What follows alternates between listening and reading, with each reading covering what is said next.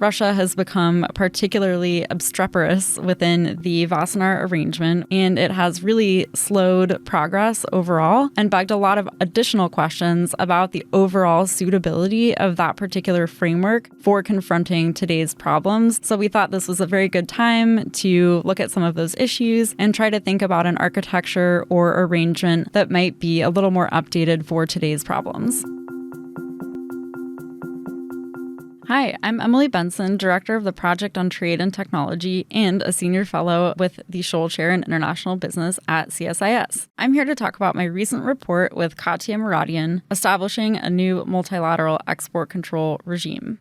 Our report looks at some of the problems currently confronting the multilateral export control regime, and it proposes a series of steps that we could take to fix it, and it concludes with outlining steps to negotiate a new regime. Russia is a member of the Wassenaar Arrangement, which is the multilateral export control regime that governs the trade of dual-use technologies that have both military and civilian capabilities. And following Russia's invasion of Ukraine, Russia has become particularly obstreperous within the arrangement, and it has really slowed progress overall and begged a lot of additional questions about the overall suitability of that particular framework for confronting today's problems that range from increased digitization in an institution that was built for the hardware era, or even confronting military-civil fusion in China. So we thought this was a very good time to look at some of those issues and try to think about an architecture or arrangement that might be a little more updated for today's problems. The big takeaway is that there are a lot of options confronting international partners right now and no clear answers. The best answer that we think, however, is to go big or go home. And this means creating a big economic and technology security regime.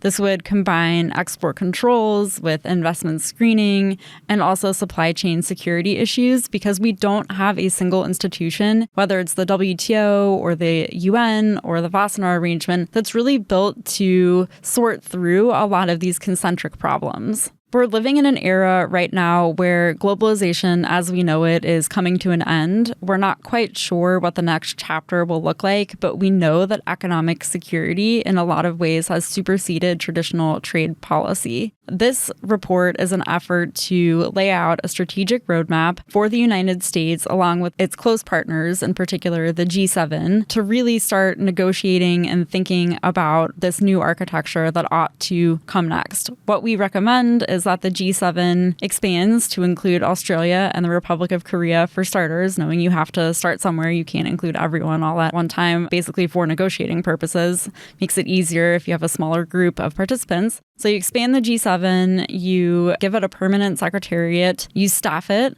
and under the auspices of the G7, you could stand up what looks like a new international institution. A lot of times it feels like we're living through history, and we really are, but a lot of our international organizations are not adequately reforming to catch up with this changing environment. And so this is less an indictment of those actual institutions, but more a reflection of a changing international threat environment and the need for us collectively to confront those problems.